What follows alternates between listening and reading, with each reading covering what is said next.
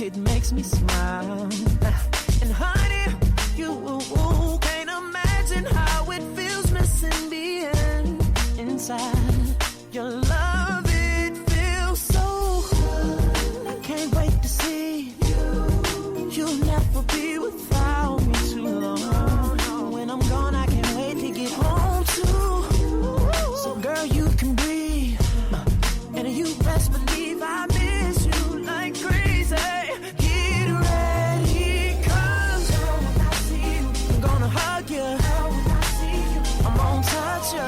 When I see you, then I'm gonna love you up. When I see you, then I'm gonna love you down. When I see you, I'm gonna kiss you. When I see you, because I miss you. When I see you, girl, I'm gonna love you up. When I see you, then I'm gonna love you once I get there. I'ma put that thing on you, and you can't say I ain't you. Get ready, girl, to explode when I see you. Yes, the time is so right. Baby, the time is tonight. Yes, give you the time of your life.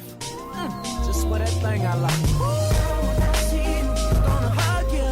When I see you, I'm gonna touch you.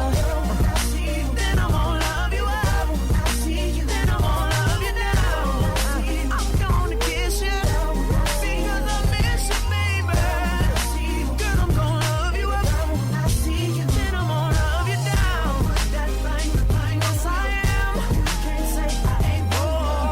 Put that thing on you, and you can't say I ain't want you. I'ma put that thing, yes I is. You can't say I'ma do my best. Put that thing on you. When I see you.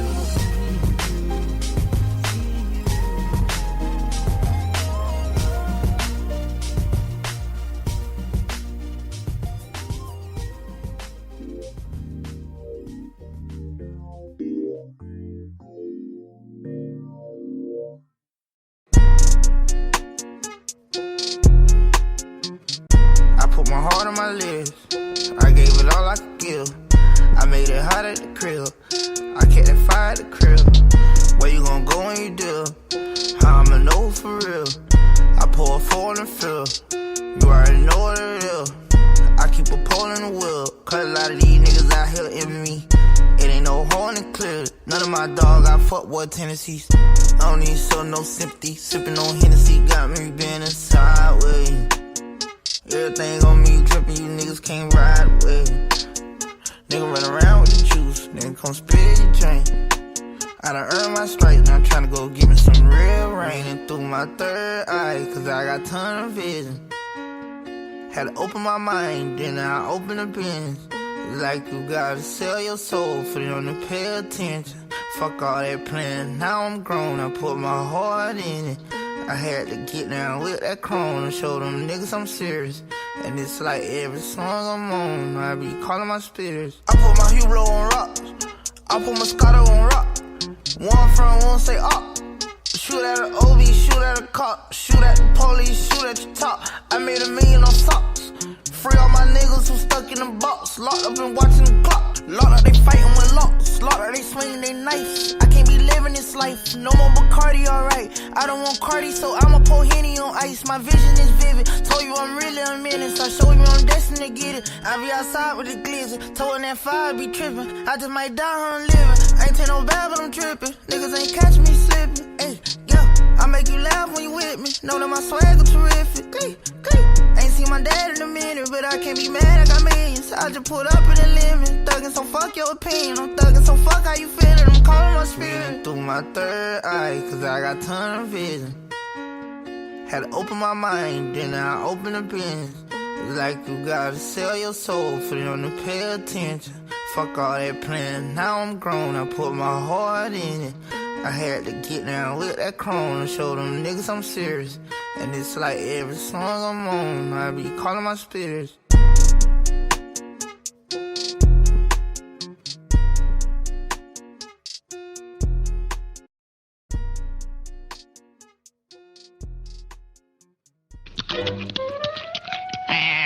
What's up, Doc? West Side! heavy hitter. Dollar sign. It's Polaroids, it's 20, 30, 40, 50 It's Polaroids, it's 20, 30, 40. It's Polaroids, it's 20, 30, 40, 50 Polaroids of me jumping on beds filled with marijuana.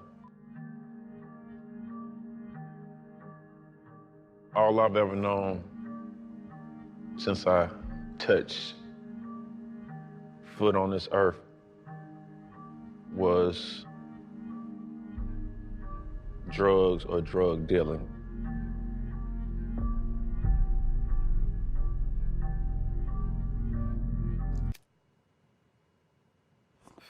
My father never got up and went to work, ever.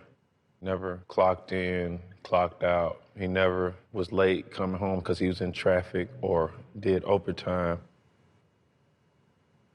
Me and my mom have a very transparent relationship, so she knew from the time that I got into the game, and she accepted me for what it was. I'm an only child, I don't have any siblings. I don't really have best friends, and really never really had somebody that I could consider a role model, you know?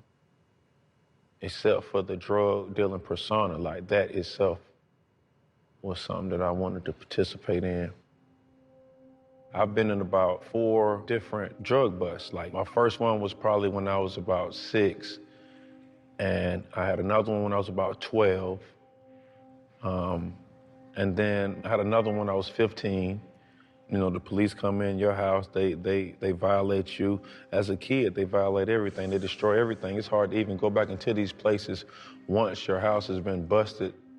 One incident when I was 15, when our house got busted, you know, they kept, my father was already incarcerated, and then they locked my mother up. So I asked my cousin to come get me, and from then on, I started staying with one of my homeboys and still went to school from time to time.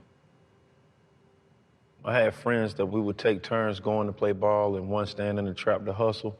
And I had a friend, and he would be like, man, I know you want to play today. And it was supposed to be every other day, you know? Mm-hmm. And he would let me go play a couple days in a row while he stayed down, because we went in on the pack and we would split it up half. And we thought we were being smart by not having to be there at the same time if it was something that we both went in on. Like we could just, you know, spread our wings more. What was it like at a young age being the man of the house and having cash itself? Before I got my record deal, I bought my mom a house.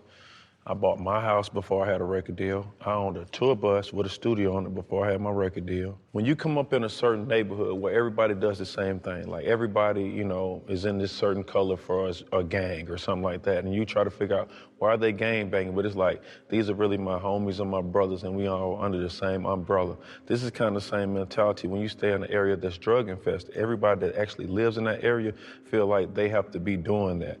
And I kind of came from that, and I never glorified it. And if you listen to my music, a lot of the music that I express is always in past tense. I used to do this, or I'll put an ED under something, because I'm obviously currently not doing any of these things. Right. But I can't shake these stories. I came from that very thing. I came from a very dark place that sometimes is very hurtful to speak about. We were staying in Pittsburgh, right? So this is the 7th grade, and this when they first started letting me actually trap for myself. So I could sell nicks out of the window, right? So one day I see all these cars coming down the street, and like this was probably the first and only time that I've literally frozen, you know what I mean? And I just like couldn't move. I see all these cars coming, and I can't say anything, and maybe not even 60 seconds later, they bust in the house and do me bad, because I'm 12 years old, but I'm like almost, you know, I'm almost 6 feet. I'm like a tall 12-year-old, you know what I mean? So they do me bad thinking I'm older than I am. And my mom is like, you know, going back and forth. And so at this particular time, I'm separated from her again. And I end up staying with my cousin in Decatur, which is like 15 minutes from College Park. I wasn't really tripping about going back to my mother's crib, but my cousin, I'm basically getting tired of my shenanigans or whatever. I go stay with my mom in my 9th grade year, and that starts the whole 2 Chainz College Park thing. I was a mama's boy growing up, and I understand you were as well. That's kind of how you got your first name, Titty Boy. So Titty Boy. Explain that to people who don't understand the connection you had with your mother. My family called me Tit or Titty.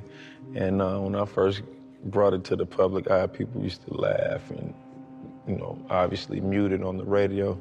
But it was a natural name that I got from just being like a mama's boy or spoiled brat, you know, someone that's just up under their mom all the time. In the South, they would call them like, you a titty baby. Man, you just a spoiled brat or a titty boy. So it kind of stuck for me, and I still am, even though we don't live together and stuff, but I still go over there. I lay in my mama's bed, take a nap, you know.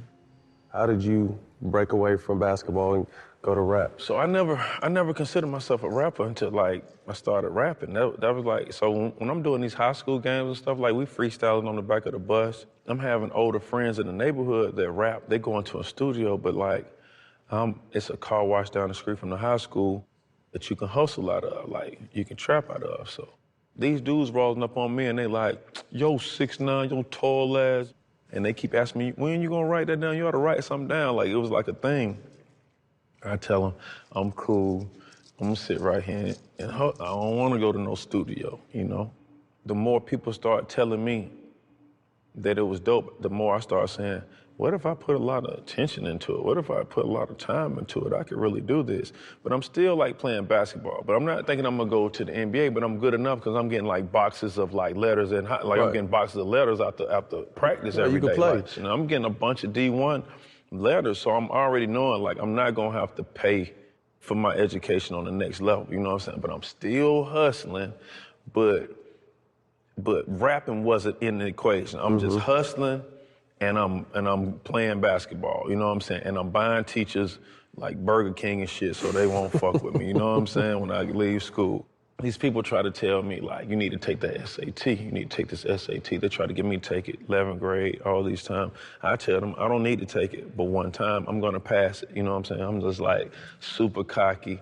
So I get locked up on a Friday in high school for selling weed to some dude, and this dude gets caught smoking weed in school. I missed the SAT, that was on a Saturday. And when I later talked to the coaches, they asked me, you know, how you feel about the test? What you think about the test?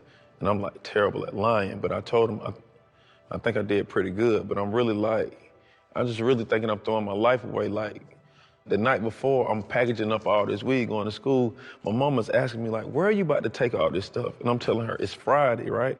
And I remember I tried to blame everything for me going to jail. I tried to blame the scale for being janky.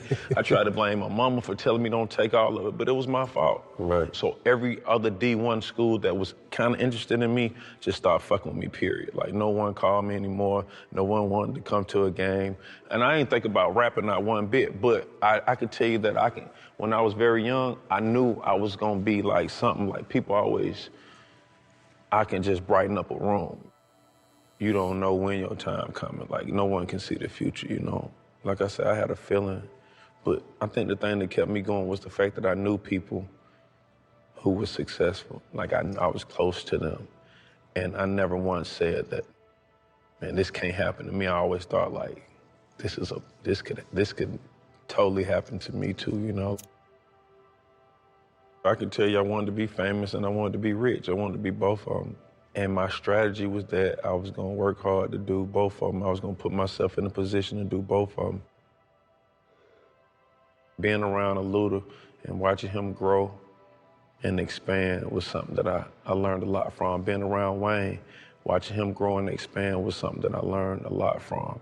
But the thing with Wayne is I saw like his formula and I'm like, okay, so you gotta record all day, every day, even when you sell $1 million the first week. You know what I mean? You need to be in the studio. I get it. Like you can't take it for granted.